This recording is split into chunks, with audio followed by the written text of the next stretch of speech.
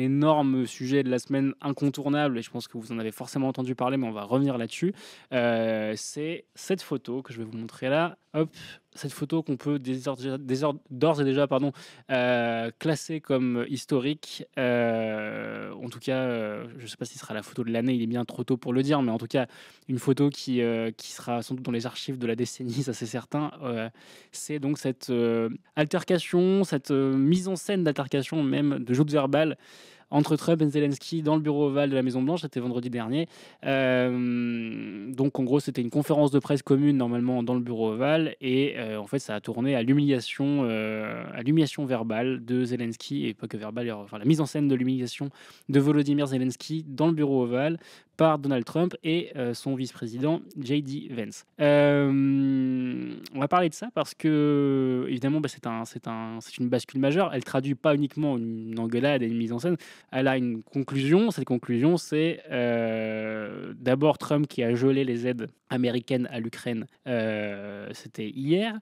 Et ensuite, ce matin, Zelensky qui dit maintenant qu'il est prêt à signer un accord avec les États-Unis et la Russie, donc à céder au comportement de Donald Trump. Ça, c'est où on en est aujourd'hui. On va refaire un petit peu on va remonter un peu le fil de l'événement. Donc, qu'est-ce qui s'est passé? Parce que ce qui est important, c'est de regarder la séquence, en fait, qui a été traduite par Le Monde, notamment. Je vous la mets. On va écouter, du coup, le fameux échange du 28 février à Washington entre Trump et Zelensky. We're thankful because let me tell you, you don't have the cards. With us, you have the cards. But without us, you don't have any cards. I'm talking about the kind of diplomacy that's going to end the destruction of your country. Yes, but if you are not strong... Mr. President, with respect, I think it's disrespectful for you to come into the Oval Office and try to litigate this in front of the American media. Right now, you guys are going around and forcing conscripts to the front lines because you have manpower problems. You should be thanking the President for trying to bring an end to this conflict. Have you ever been to Ukraine that you say what problems we have? I have been to. Come once. I've actually watched and seen the stories, and I know what happens is you bring them on a propaganda tour, Mr. President.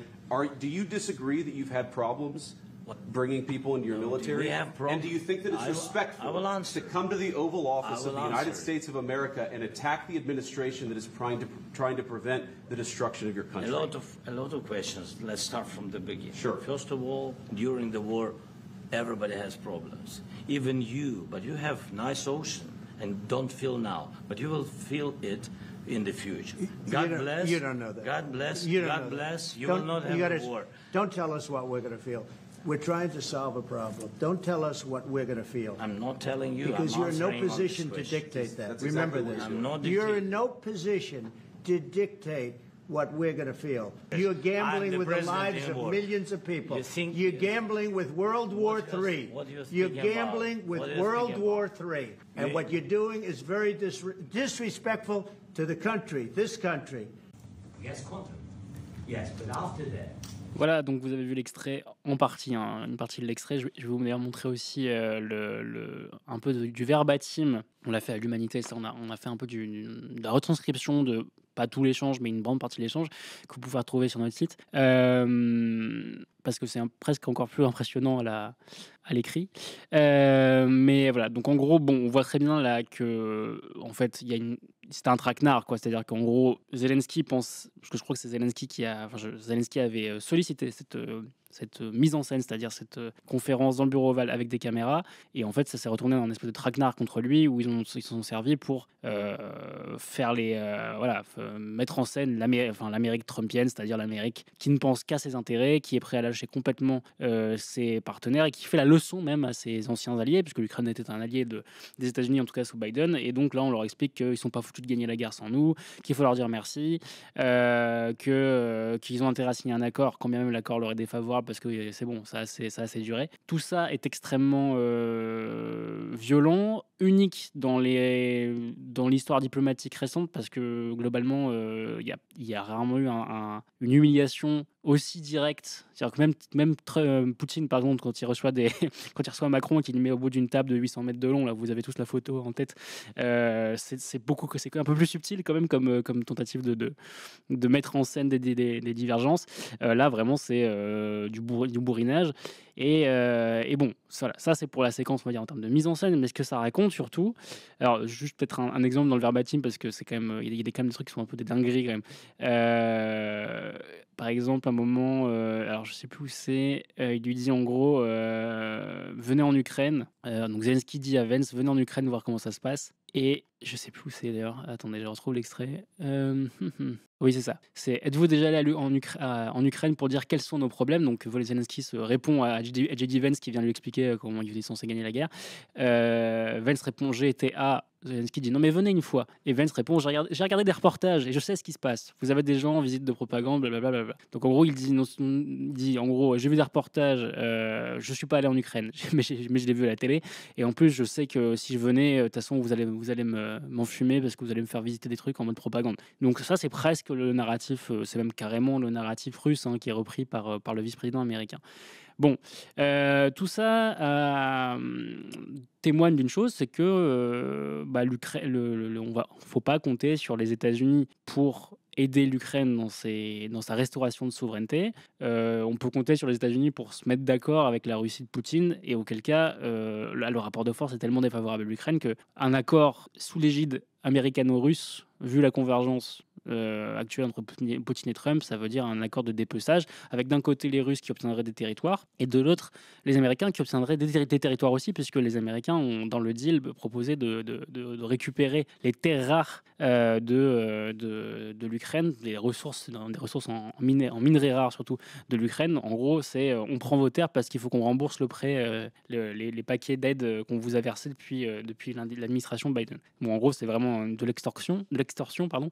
Et d'un côté, et de l'autre, évidemment, de l'annexion de territoire pour ce qui est du volet russe.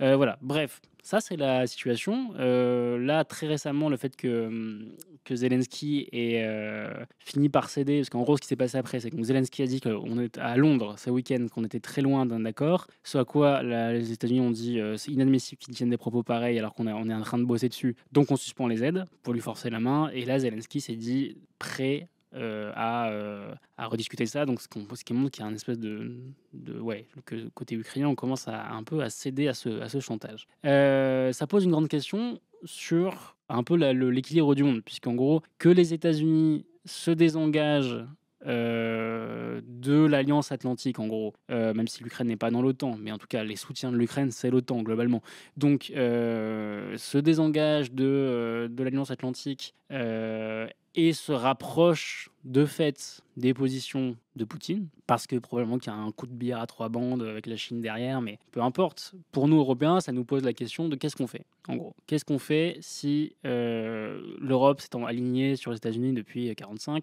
Qu'est-ce qu'on fait si il n'y a plus l'Europe, il n'y a plus les États-Unis, pardon.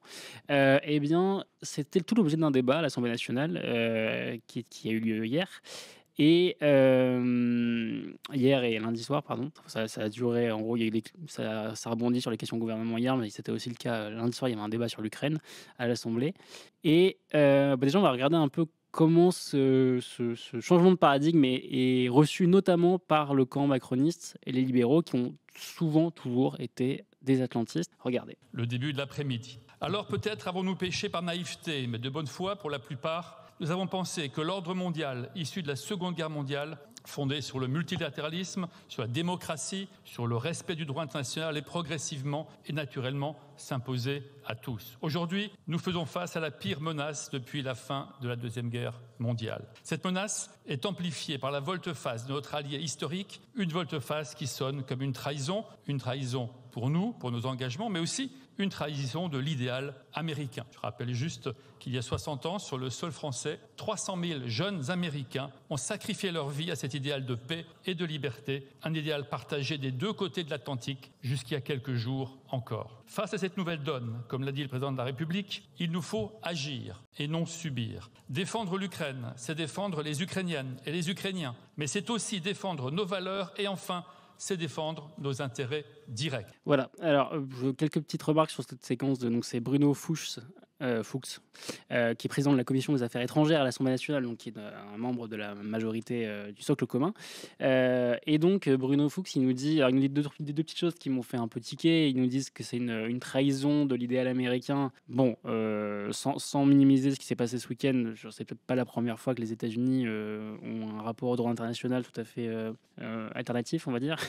Voilà, je veux dire, ça c'est un peu vite oublié les événements du XXe siècle que de parler d'idéal américain. Le Vietnam, qui l'Irak, et j'en passe, des meilleurs, qui la Yougoslavie. Enfin, je veux dire, bon, il y a des choses à dire sur l'interventionnisme américain, c'est pas nouveau. Là, ce qui est nouveau, c'est que ça se fait contre le bloc occidental, en fait. C'est relativement nouveau. Donc, bon, déjà, voilà, l'idéal américain, ça me fait rire, mais ça montre à quel point ces gens-là avaient justement, en fait, quand ils parlent d'idéal américain, ils parlent de son propre idéalisme à lui, Bruno Fuchs. Il parle de son idéalisme atlantiste. Donc, atlantiste, ça veut dire qui croit fondamentalement à l'Alliance Atlantique, c'est-à-dire à l'OTAN, et donc à l'alliance indéfectible qui lierait l'Occident et les États-Unis, et qui donc un idéal construit autour de l'intervention des États-Unis en Europe à la fin de la Seconde Guerre mondiale. Voilà, les Alliés, les États-Unis qui viennent sauver les Européens. Tout ça aussi, évidemment, une partie de vérité et une partie de récit, de roman national, mais de roman international presque, occidental, parce qu'on oublie un peu le rôle des Russes aussi, en l'occurrence. Mais bref, parenthèse, des Soviétiques, pour être exact. Et donc voilà, là on voit, c'est un peu un monde qui s'écroule, sans mauvais jeu de mots, pour Bruno Fuchs. Et on va écouter aussi c'est toujours Bruno Fuchs, dans la même catégorie, on va écouter Gabriel Attal, donc, qui n'est plus Premier ministre, mais qui est président de la commission, président du groupe, groupe Renaissance, mais groupe Ensemble pour la République, puisqu'ils sont changés de nom. Et voilà ce qu'il dit, et pareil, regardez un peu la tonalité de son discours. Que le monde libre a besoin d'un nouveau leader. Les déclarations du président Trump sont claires. Plutôt que les valeurs de démocratie et de liberté, seuls compteront toujours désormais les intérêts économiques. Et tous ceux qui tenteront d'émettre des réserves seront marginalisés. Alors c'est à nous, la France et les nations européennes, de prendre enfin la relève. C'est à nous de montrer au monde que tout n'est pas permis, que tout ne se vaut pas, que tout n'est pas que transaction et deal à conclure. Qu'on ne monnaie pas la défense de la liberté, qu'on ne monnaie pas la défense du droit des peuples à disposer d'eux-mêmes, qu'on ne monnaie pas le soutien à la démocratie. L'Europe doit devenir la nouvelle place forte de la liberté et de la démocratie. Cela ne signifie pas tourner le dos aux États-Unis, et malgré l'indignation et les outrances, je reste convaincu qu'il existe un chemin. Mais il nécessite de prendre notre avenir en main. Ne plus avoir peur de notre propre puissance. Penser, peser, exister par nous-mêmes, avec l'Europe. Et au-delà d'un nouveau leader, le monde libre a besoin d'une nouvelle grammaire, d'une nouvelle manière de fonctionner, d'une nouvelle organisation. Ces dernières décennies ont été marquées par la lente agonie de certaines de nos organisations multilatérales. Le concept de communauté internationale n'existe plus, car être une communauté, c'est partager des principes, des lois et des valeurs. Alors nous devons en prendre acte et construire avec tous ceux qui partagent notre vision et nos valeurs quelque chose de nouveau. Une alliance qui ne se limiterait pas aux frontières de l'Europe et qui rallierait tous ceux qui refusent l'avènement de la loi du plus fort et l'effacement de nos valeurs. Voilà, donc c'était Gabriel Attal. Je retiens déjà l'expression le monde libre a besoin de nouveaux leaders. Bon, il est un peu en mode guerre froide là quand même. Mais ça, en fait, ça traduit très bien l'aspiration des macronistes et de Macron, parce que pour le coup, Attal et Macron sont tout à fait alignés là-dessus, que la France, en fait, a un rôle à jouer sur la place étant vacante, on va dire, les États-Unis ayant de fait renoncé à leur statut de leader du monde, non pas libre, mais occidental. Avec un repli, on voit bien qu'il y a un repli américain avec les taxes, les droits de douane énormes fixés à tous leurs partenaires commerciaux. On sent que voilà, tout ça, c'est comme du souverainisme sous stéroïdes et vraiment un repli des Américains sur leurs propres intérêts, même si les Américains n'ont jamais que défendu leurs propres intérêts, mais en tout cas que là, ça passe vraiment par un repli sur ses propres frontières. Et donc, il se dit, la place est libre, et est-ce que la France ne serait pas la nouvelle puissance qui serait le leader de ce monde libre, et je mets des guillemets bien sûr. Et ce qui est intéressant, c'est que, alors, de fait, la France a un atout à faire parler, c'est que c'est le seul pays de l'Union européenne à avoir l'arme nucléaire, puisque le Royaume-Uni n'y est plus. Mais voilà, est-ce que pour autant il faut faire exploser nos budgets de défense et devenir une espèce d'États-Unis d'Europe qui permettrait, alors on ne parle pas de fédéralisme politique, hein, mais en gros là, ce qui est dans les cartons, c'est d'avoir une Europe de la défense qui est un vieux sujet européen qui n'a jamais été mis en place, qui s'est toujours heurté sur les souverainetés nationales et sur le principe de non, chaque pays a sa propre armée, en fait, faut pas déconner.